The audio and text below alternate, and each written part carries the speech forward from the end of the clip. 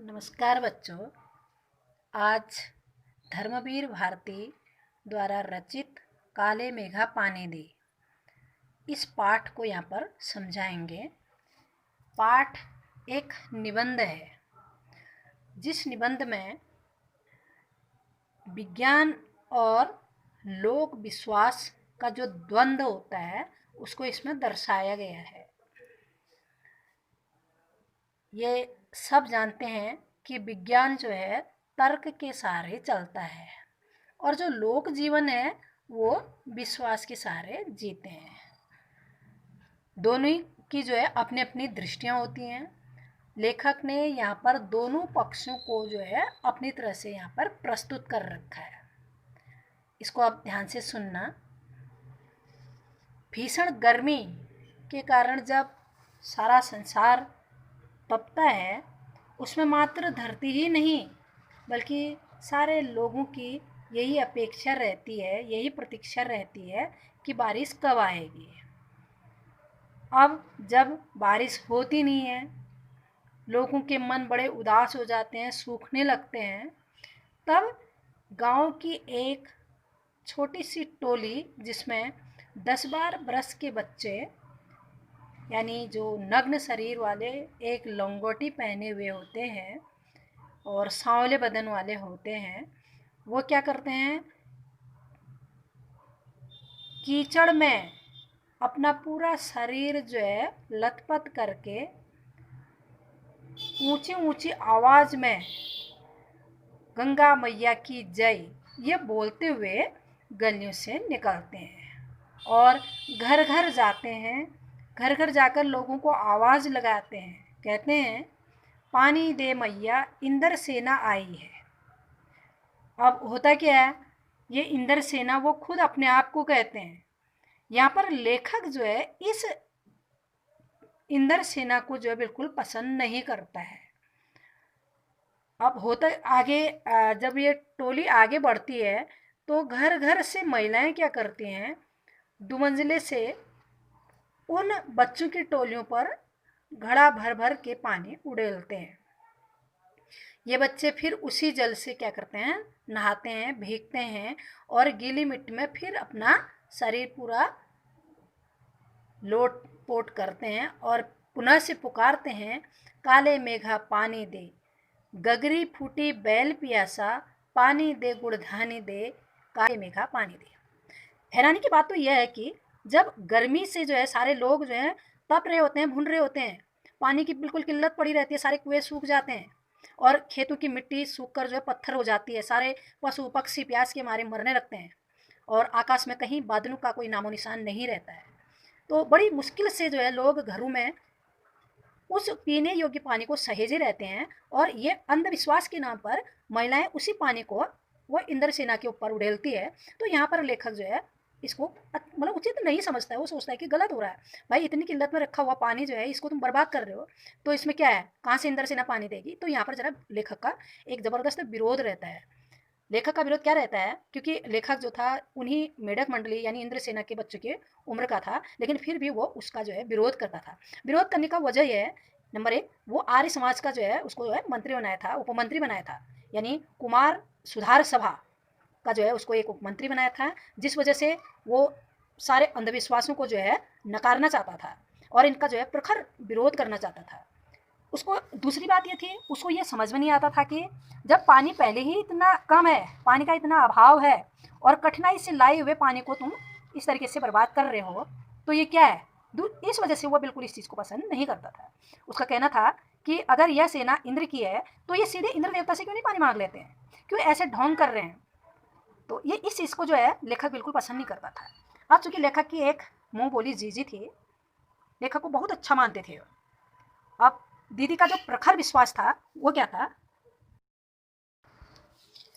हाँ, दीदी का जो प्रखर विश्वास था, दीदी इन सारी चीज़ों पर बहुत ज़्यादा जो है श्रद्धा रखते थे और वो लेखक को समझाती थी कि ये जो चीज़ें हैं ये हमारा विश्वास है। हम जब इंद्र सेना को जो है, इंद्र देवता को जो है हम पानी देंगे, तब प्रसन्न होकर इंद्र देवता भी हमें पानी देंगे। तो लेखक इस चीज़ को मानता नहीं था। लेखक कहता था कि देखो ऐसा होता है कि वैसी पानी की इतनी किल्लत है, ऊपर से घर में संजो हुए पानी को तुम इस तरीके से बर्बाद करते हो, ये तो कहीं से कहीं तक कोई तर्क नहीं होता है। तो इस तरीके से जीजी जो है बहुत समझाती है, चूँकि जीजी का जो है लेखक के प्रति अथाह प्रेम है। वो सारे जितने भी पूजा अनुष्ठान वगैरह होते हैं वो सारी चीज़ों को जो है लेखक के हाथों से करवाती थी। वो चाहती थी कि इस पूजा विधान का संपूर्ण फल लेखक को मिले। अब जीजी ये भी चाहती थी कि ये पानी जो महिलाएं फेंक रही हैं वो पानी लेखक खुद उन पर डाले। लेखक इस चीज़ को मना कर देता है। अब जीजी क्या करती, वो बूढ़ी थी, अपने बूढ़े कांपते हुए हाथों से बाल्टी का पानी वो इंद्रसेना के ऊपर डालते थे। लेखक जीजी से मतलब नाराज़ हो जाता है और अब जीजी जो है उसको मनाने के लिए लड्डू मठरी देती है। वो खाता नहीं था, कोई बात नहीं, जीजी उस समय तो चुप हो जाती थी, लेकिन बाद में जीजी उसको बहुत अच्छे से समझाती थी, तर्क देती थी। कहती थी कि अगर जब हम इंद्रसेना को, इंद्र भगवान को पानी देंगे तो वो हमें पानी देंगे, कैसे देंगे वो मैं तुम्हें बताती हूँ। देखो ऐसा होता है कि कभी भी किसान जो है जब अनाज उगाता है तो वो क्या करता है, सबसे पहले वो अच्छा अनाज ज़मीन पर डालता है।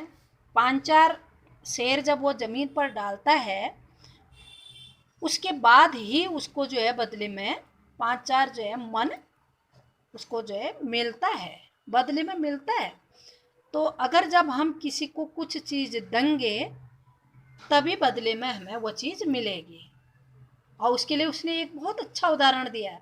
अजीजी लेखक ने उससे कहा कि देखो इतनी मुश्किल से पानी सहेज के रखा है और इतना बड़ा ये त्याग कर रहे, तो लेखक की जीजी बोलती है देखो बेटा, जब आदमी के पास बहुत कम होता है उस कमी के उसमें जो है वो फिर भी देता है जिसकी कि उसको सख्त ज़रूरत है, तो वही तो सबसे बड़ा त्याग होता है।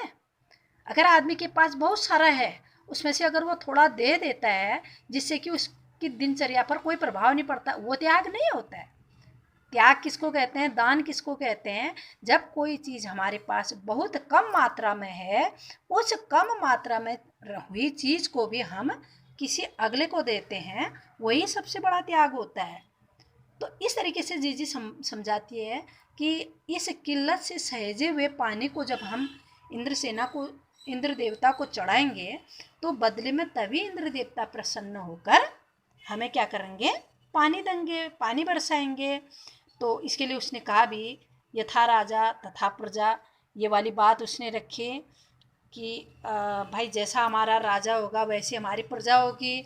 तो इस चीज़ को हमें समझना चाहिए। हम जब अंदर से ये सारी चीज़ों को करेंगे तभी सभी लोग, सब गांव वाले जो है इस चीज़ पर जो है विश्वास करेंगे और सब पानी देंगे, तभी देवता प्रसन्न होंगे, तब बदले में हमें 4 गुना 10 गुना हमें जो है वापस करेंगे। तो तब लेखक की अपनी टिप्पणी रहती है कि लेखक कहता है कि करीब लगभग जो है 50 वर्ष हो गए हैं। अब उसके मन में जो है बार बार ये प्रश्न आता है कि हम लोग देश के लिए करते क्या हैं। मांगे तो हमारी इतनी बड़ी बड़ी होती हैं लेकिन हम त्याग के नाम पर जो है कहीं से कहीं तक कुछ नहीं करते हैं। हम भ्रष्टाचार की बातों को तो करते हैं कि मतलब भ्रष्टाचार नहीं होना चाहिए, नहीं होना चाहिए, और पता चलता है कि सबसे ज़्यादा हम ही भ्रष्ट सबसे ज़्यादा होते हैं, इसी में सबसे ज़्यादा हम लिपटे रहते हैं।